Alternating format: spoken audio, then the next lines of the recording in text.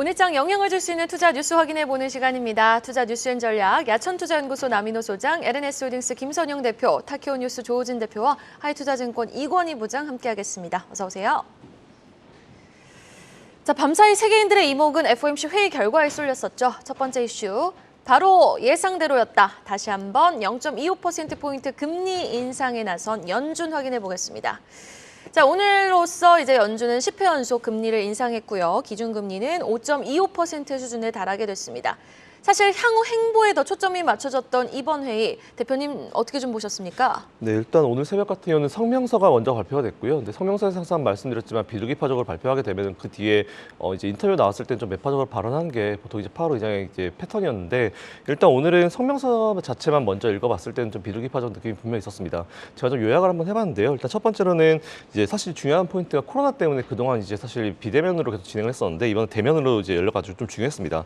예상대로 25bp 베이비 스텝을 했고요. 이로써 이제 미국은 5.0에서 5.25% 금리까지 올라갔습니다.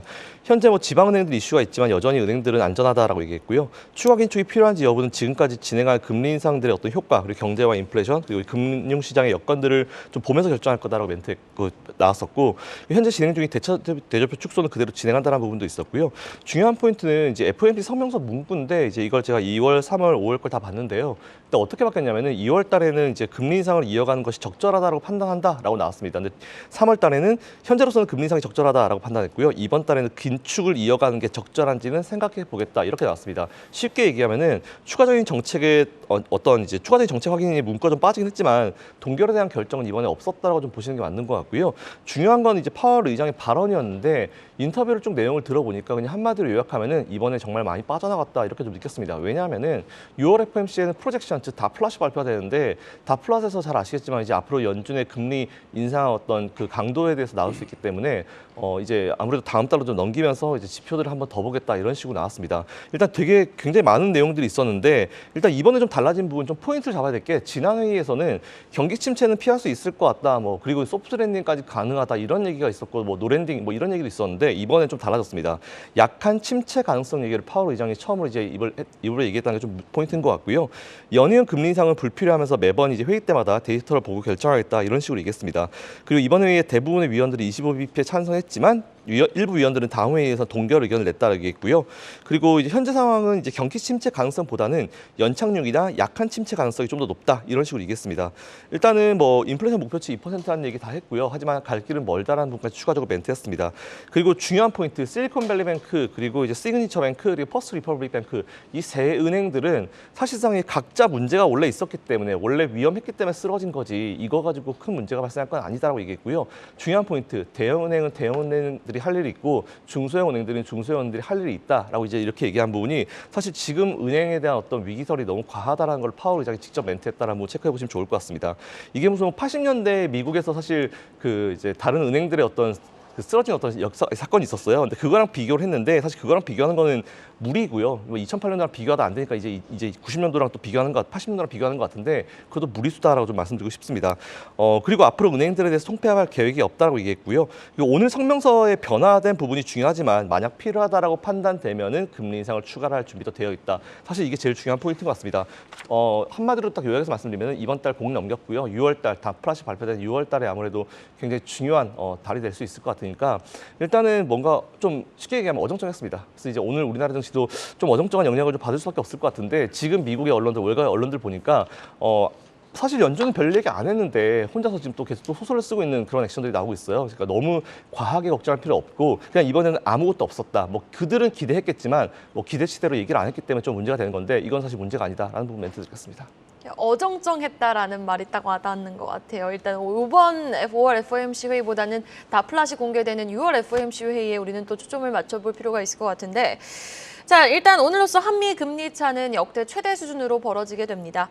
지금 1.75%포인트에 달하게 되는데 연일 연고점을 경신하고 있는 원달러 환율인 만큼 향후 추이 그리고 또 한국은행의 결정에도 여러분 좀 주시해 보시면 좋겠습니다. 이어지는 이슈도 한번 살펴보도록 하겠습니다. 포항에 총 1조 7천억 원을 투자합니다. 포스코 퓨처엠 소식 터치해 보도록 할 텐데요.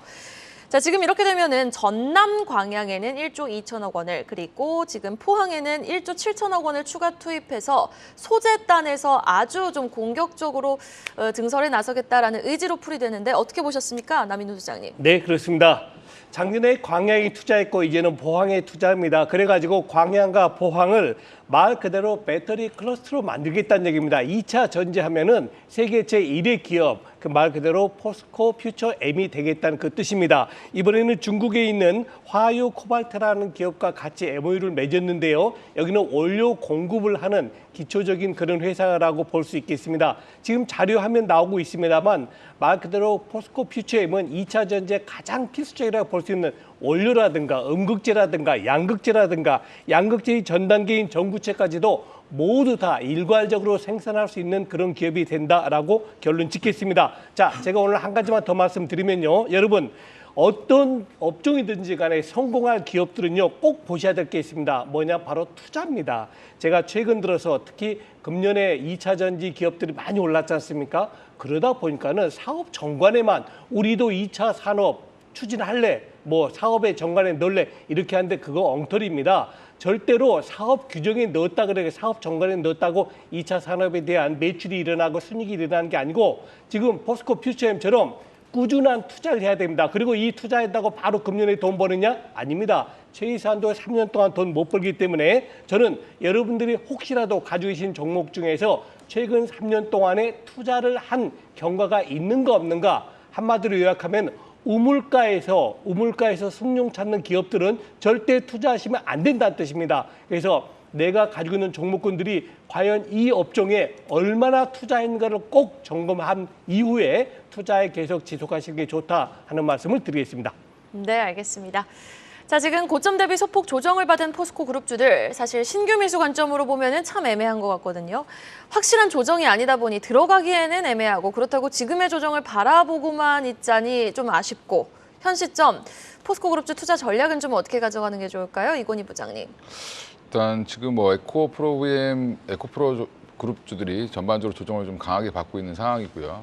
포스코 퓨처엠이라든지 포스코 홀딩스도 여전히 좀 조정을 받고 있는데 조정은 당분간 이제 심리적인 영향 때문에 더 받을 걸로 보이고요. 근데 하지만 어제 그 시장 상황을 보면 포스코 그룹주들은 그나마 좀 견조한 흐름을 좀 보이고 있다라는 부분인데 특히 이제 포스코 퓨처엠이 1조 7천억 원을 또 포항에 투자하면서 니켈이라든지 음극재 공장 뭐 여러 가지 이제 라인업을 다 갖추기 시작을 하고 있는데 이런 부분들은 기존에 이제 에코프로가 약간은 전구체와 그다음에 양극재 소재 중심으로 갔다라고 하면 포스코 그룹주들은 전반적으로 지금 수직 계열화를 만들면서 전체 소재를 다 하겠다라고 좀 얘기하고 있는 상황이어서 조금 더 밸류를 더 줘도 상관은 없다라고 보고 있고요.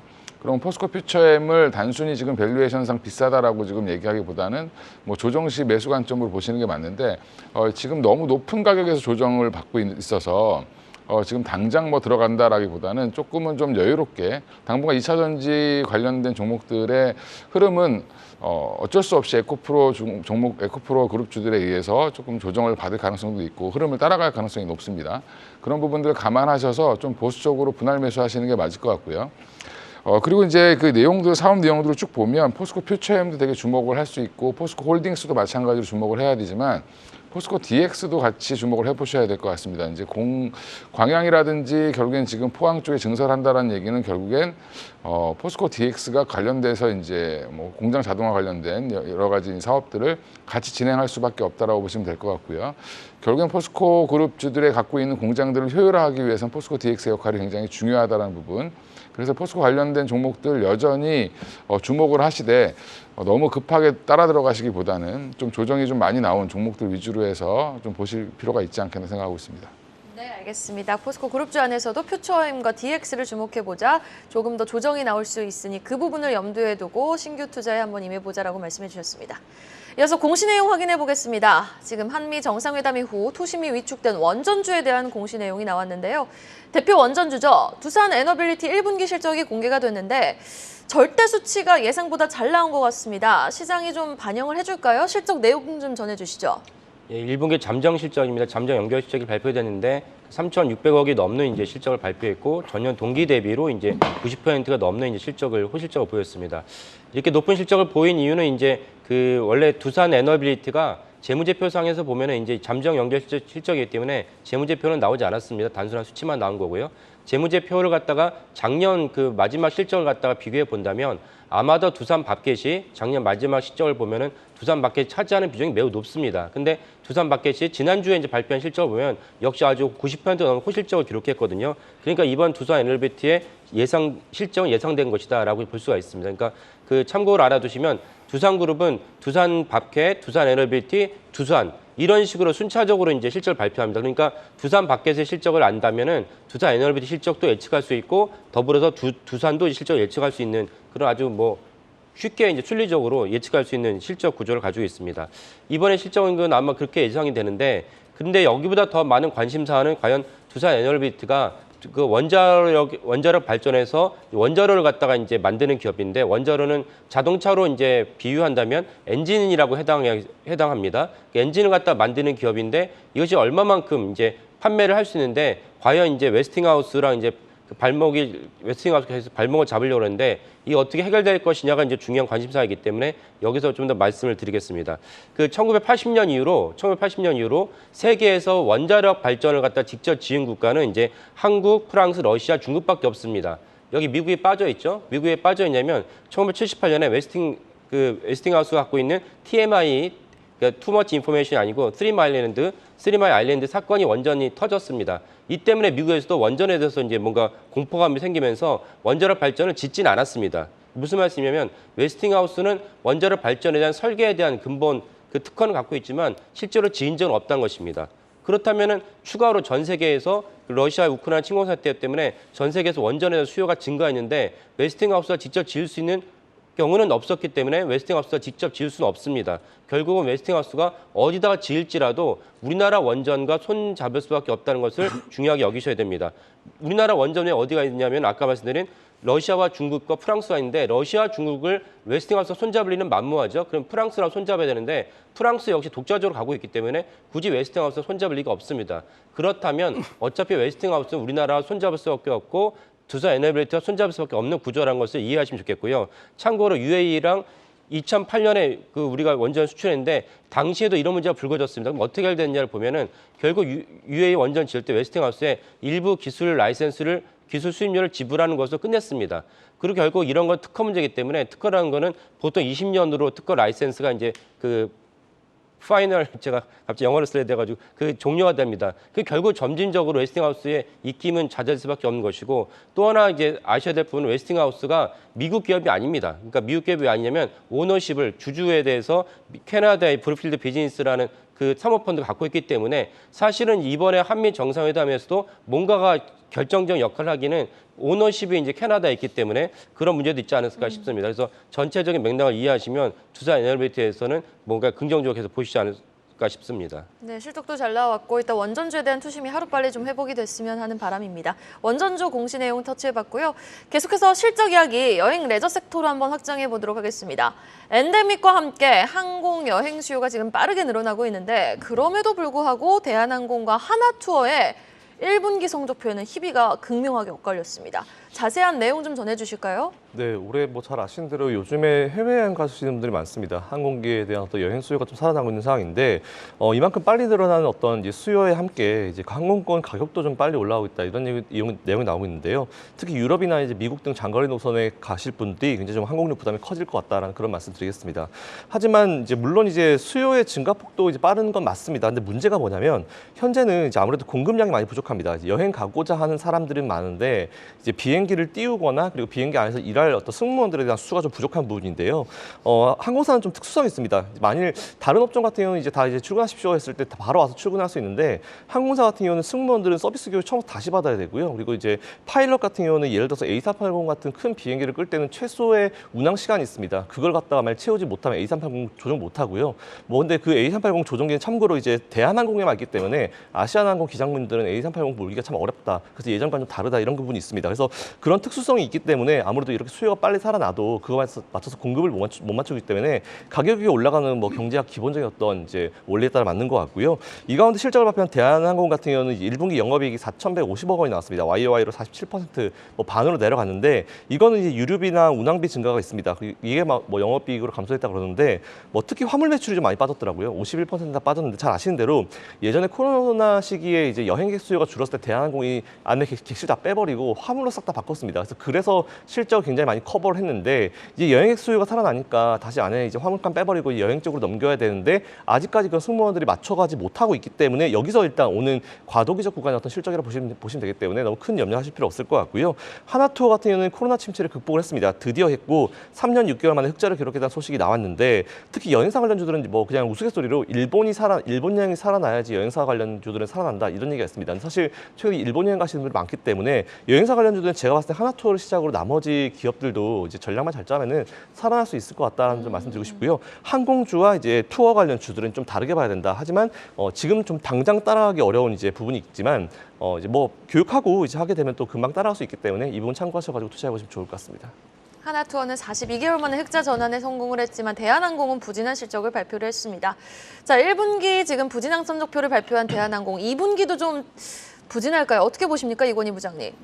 일단 뭐 2분기는 가장 중요한 게 지금 대한항공 실적에서는 화물이 가장 지금 중요한 위치를 차지하고 있고요. 화물 운임 단가가 지금 굉장히 낮아지고 있고 낮아졌다가 지금 반등을 하고 있는데 생각보다 반등이 강하지 않다라는 부분, 그런 부분들 때문에 화물 관련돼서는 여전히 이제 화물 운임 단가의 움직임, 그런 것들이 되게 중요할 것 같고요. 그리고 예전에 코로나 국면에 지나치게 지금 어떻게 보면 그 항공화물이 좀 많이 되면서 가격도 올라간 데다가 사실은 화물 자체도 수요가 굉장히 많았죠. 항공화물 수요가. 근데 지금은 이제 항공화물 수요가 이제 사실은 좀 줄어드는 시기고 운임도 하락하고 있기 때문에 그런 부분들 때문에는 여전히 대한항공은 지금 여객이 올라오는 부분보다는 지금 화물이 얼마나 더 뒷받침을 해줄 수 있느냐가 되게 중요하다고 생각하고 있습니다. 그래서 지금 대한항공은 투자하는 적기는 아니라고 생각하고 있고요. 결국엔 지금 이 내용을 보면 화물운임이 예전에 뭐 1kg당 한 8.33달러까지 갔었는데 지난 2월에 4.93달러까지 떨어졌었고 3월에는 5.38달러로 지금 나오고 있는데 결국엔 아직까지는 좀 킬로그램당 운임이 여전히 좀 올라오지 않고 있다는 부분 여전히 주목해 보실 필요가 있고요.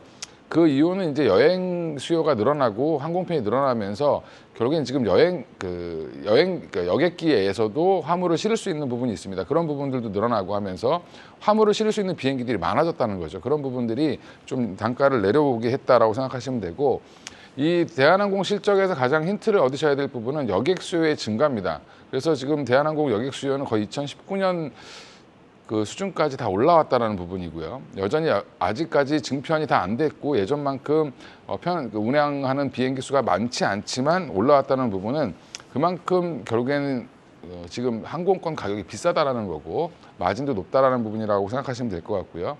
그러면 오히려 여객에 집중하고 있는 LCC 업체들을 좀 주목해 보실 필요가 있을 것 같고요. 관련해서 이제 진에어라든지 뭐 제주항공 같은 경우를 좀 주목해 보시는 게 좋지 않겠나 생각하고 있습니다. 네, 알겠습니다. 진에어라든지 제주항공, LCC 종목도 한번 지켜보도록 할게요. 자, 이번에는 수급이 쏠리는 쪽에 초점을 한번 맞춰보도록 하겠습니다. 여전히 상존하고 있는 대외적인 불확실성, 연고점을 경신하는 원달러 환율에도 불구 외국인 큰 손들이 몰리는 업종은 딱 정해져 있다고요? 네.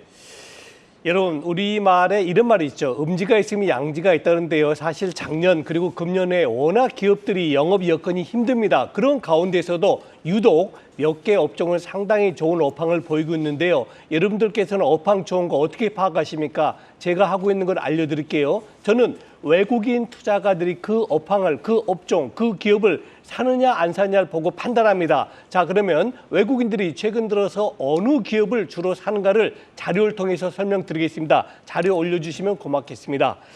자, 5% 이상 지분을 가지고 있게 되면 공시를 해야 되는데요. 지금 자료 화면 나오고 있죠. 네, 방산, 반도체 소부장, 그리고 의료기기, 지주사 등은 비록 시장은 그렇게 크게 좋아지지 않았습니다만 업황은 아직 다른 업황은 안 좋지만 이들 업황에 대해서는 외국인들이 꾸준하게 매수가 일어나고 있습니다.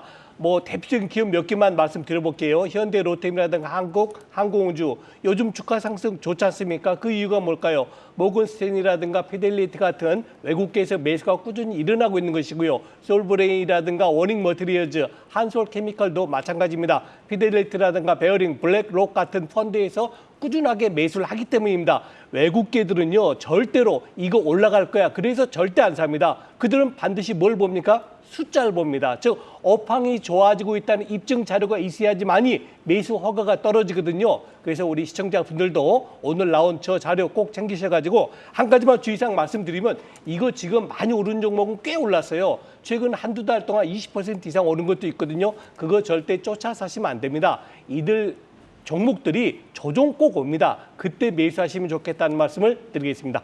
네, 자 그럼 외국인이 지분을 확대한 종목 안에서 이권희 부장님이 보시기에 현 시점 매수 접근 유효한 종목 어떤 종목일까요? 일단 여러 종목들이 나왔는데 뭐 현대로템도 얘기가 나오고 항공우주도 나왔는데 여기는 좀 아직은 좀 들어가기는 좀 부담스러운 자리일 것 같고요. 뭐 방산 관련된 종목들이 생각보다 지금 좋은 흐름을 이어가고 있지만 이게 단기간에 좀 많이 올랐기 때문에 전 개인들은 지금 들어가기는 좀 부적절한 자리다라고 생각하고 있고 오히려 지금 여기에 나온 종목들 보면 뭐 아이센스라든지 뭐 인바디라든지 뷰옥스라든지 이런 종목들이 있는데 생각보다 많이 못 올라온 뷰옥스라든지 뭐 인바디 이런 종목들 좀 보실 필요가 있을 것 같고요.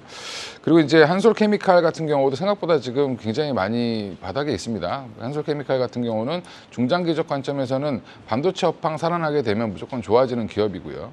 또 하나 한솔케미칼이 지금 예전에 발표했던 것들을 찾아보시면 실리콘 응급제 사업에 대한 강한 드라이브를 걸겠다라고 얘기를 하고 있었기 때문에 그런 부분들이 가시화되기 시작한다라고 하면 한솔케미칼 지금 자리에서 한 번 더 뭐 한 30만 원대까지 충분히 달릴 수 있는 그런 기업이다라고 생각하고 있습니다. 그래서 지금 여기 나와 있는 종목들 보면 여전히 아까 소장님 말씀하신 것처럼 단기적으로 급등할 종목은 제가 볼 땐 별로 없을 것 같고요. 오히려 이제 흐름을 좀 보실 필요가 있는데 여전히 외국인들은 이쪽 섹터들 특히 이제 뭐 방산이라든지 의료라든지 그다음에 반도체 소부장, 지주사 일부 이런 종목들에 대해서 관심을 갖고 있다. 그러면 관련된 종목들을 좀 찾아보시는 게 오히려 더 좋지 않겠나 생각하고 있습니다. 네, 알겠습니다. 다음 소식으로 넘어가 보겠습니다. 오랜만에 카카오에 대한 뉴스고 밤사이에 나왔는데 카카오가 포털 사이트 다음 있죠. 이 다음을 사내 독립기업으로 분리를 한다고 합니다. 지금 뭐 매각 이슈설도 솔솔 돌고 있는데 어떻게 보셨습니까, 김선영 대표님? 네, 일단은 카카오가 인터넷 포털 다음을 이제 사내 독립기업, 보통 CRC라 부르는데요. 이제 독립기업으로 이제 전환을 검토한다라는 소식이 나왔습니다. 작년 8월달에 이제 뭐 속도감 있는 사업을 전개하겠다고 하면서 이제 커머스 사업부는 이미 CRC를 한번 분리한 적이 있었는데요. 이번에 두 번째라 보시면 될 것 같습니다. 이로써 다음은 이제 지난 2014년도였나요? 그때 이제 카카오에 이제 합병된 이후에 9년 만에 다시 지금 혼자의 어떤 그 독단적인 길을 가게 되었는데 이에 카카오 관계자는 일단 다음 부분의 그 CIC 전환은 현재 내부 검토 중인 단계라고 얘기했습니다. 뭐 이쯤 얘기하면 이미 뭐 내부 검토 끝난 것 같고요. 최근 AI를 내세우면서 국내 영향력을 높여가고 있는 구글이나 마이크로소프트 같은 어떤 글로벌 공룡들과 비교를 했을 때 다음에 검색 시장 점유율은 계속 떨어지고 있는 그런 상황이기 때문에 이거는 조금 카카오 입장에서 생각해 볼 수 있을 만한 이슈인 것 같습니다. 포털 광고 매출 최근에 좀 살펴보니까 지난해 4분기 기준으로 QOQ가 11% 밀렸고요. 그리고 YOY가 25% 감소한 979억 원 정도로 기록했는데 잘 아시는 대로 카카오는 매출만 거의 2조입니다. 그렇기 때문에 이제 뭐 979억 뭐 이게 사실 있어도 없어도 그만 뭐 이 정도 수준 아닐까 싶고요. 일단 CIC 같은 경우는 이제 인사나 재무 같은 기본적인 모든 것들이 필요한 사안 전반을 독립적으로 결정이 가능합니다. 이에 따라서 이게 사실 저는 아직까지 안 모르겠습니다. 이게 정말 경영을 하기 위한 건지 경영을 위한 것인지 아니면 그냥 안 되는 사업을 떼는 것인지 좀 지켜봐야 될 것 같은데 매각설이 나온다는 얘기는 사실 좋은 기업, 좋은 부서 매각 안 하잖아요. 그래서 이 부분 체크해 보시면 좋을 것 같고 다음에 앞으로 어떻게 될지 뭐 이용자들 참고해 보시면 좋을 것 같고요. 카카오 주가에는 그렇게 크게 영향을 미칠 것 같지는 않다. 왜? 매출이 2조 중에 979억 정도니까 큰 영향을 미치지 않을 것 같다. 이 정도만 체크하시면 될 것 같습니다. 네, 알겠습니다. 뭐 다음 관련해선 이슈가 이렇게 나왔지만 지금 카카오가 또 실적을 발표했는데 컨센을 하회했습니다. 2023년 1분기 영업이익이 711억 원으로 예상치를 하회하면서 오늘 또 주가에 미치는 영향 여러분 주시해 보시면 좋겠습니다. 이어서 공시 내용 확인해 보죠. 지금 SG증권발 주가 폭락 사태에 이름을 올렸던 하림지주가 공시를 내놨는데 대주주가 지분을 확대했다고요? 예, 우리나라 공시 규정에는 이제 그 대주주, 그러니까 동일인 기준으로 해서 이제 친인척 6천까지도 대주주이지만 또한 이제 임원들도 대주주로 이제 공시를 같이 합니다. 이번에 나온 공시는 문경필 씨인데요. 문경필 씨는 이제 하림지주의 임원은 아니고 하림지주 계열사 임원입니다. 근데 계열사 임원도 때로는 공시할 때는 이제 그 그러니까 사고 팔 땐 공시와 의무가 해당합니다. 하림지주의 경우라는 이제 기업의 임원인데요. 하림지주에 많은 기업이 있는데 저도 이제 이번에 찾아보면서 경우라는 기업 못 들어봤는데 이렇게 많은 기업이 있지만은 못 들어본 기업이 생길 수 있습니다. 그 이유는 무엇이냐면 하림지주가 18년도에 상호 출자 제한 기업으로 지정이 됐습니다. 당시 재계순위 26이고 이 상호 출자 제한 기업이라는 건 쉽게 말하면 공정위에서 너네는 이제 재벌이니까 재벌에 해당하는 이제 적용과 그 제한을 받아야 돼라고 지정을 한 것입니다. 그러니까 해당 기업 입장에서 어떻게 보면은 우리가 재벌에 준하는 기업으로 성장했고라고 뿌듯할 수 있지만은 한편으로는 이제 공정위의 제한이 본격적으로 지정이 된다 이렇게 볼 수가 있습니다. 그 정도 하림그룹이 엄청나게 커졌고요. 그 페노션이라고 이제 불지의 이제 해운산도 역시 하림지주의 이제 계열사입니다. 이렇게 하림지주가 이렇게 쭉쭉 뻗어가고 있다가 최근에 이제 SG발 사태 때문에 주가가 폭락을 하면서 하림지주의 많은 이제 주주들 입장에서 울상이 될 수밖에 없는데 지금 이제 도표로 나오고 있지만은 차트상으로 보면은 어느 정도 하림지주는 일단락됐다는 걸 알 수 있습니다. 이 와중에 어저께 이제 IBK 증권에서 하림지주가 너무 많이 떨어졌기 때문에 이제는 이 회사를 사는 것이 문제가 없다. 심지어 여기에 대해서 목표 주가를 상향했습니다. 목표 주가 상향한 이유 중에 하나는 무엇이냐면은 하림지주가 김문국 회장이 참 독특한 경영을 하는데 독특한 경영이 무엇이냐면 우리나라 정서상 경영자가 우리나라 관이랑 이렇게 마찰을 갖다가 일으키지 않으려고 합니다. 가급적 손해를 보더라. 근데 김은국 회장은 소송을 갖다 불사하기로 유명합니다. 그래서 서울시장 소송을 해서 일단락이 됐고 이제는 김은국 회장 오랫동안 유치했던 양계동의 파이시티라고 기억나시는 분도 계시겠는데 파이시티 엄청난 부지의 면적을 하림지주에 원하는 대로 이제 건물을 올릴 수 있게 됐습니다. 이제 아마 조만간 이제 그 기공식이 임박할 거로 여겨지는데 이 점 때문에 IBK 증권이 이제 하림지주에서 투자를 상향을 제시했습니다. 이거를 갖다 종합해 보시면 좋겠습니다. 네, 알겠습니다. 하림지주 공시 내용 살펴봤고요. 마지막 신문 기사 내용으로 마무리 지어보도록 할게요. 여전히 싸다 코스피 시장에 대한 분석 기사인데 지금 국내 증시 대표 기업들의 주가 수준이 청산 가치를 좀 밑돈 것으로 나타났다고요? 예, 그렇습니다. 기업의 평가 가치에는 상대 가치하고 절대 가치가 있는데요. 우리나라의 절대 가치가 11배입니다. 결코 싸다고 볼 수는 없죠. 그러나 상대 가치로 보면 굉장히 세합니다. 왜 그러냐면 미국, 일본, 선진국의 그런 퍼가요. 17배고요.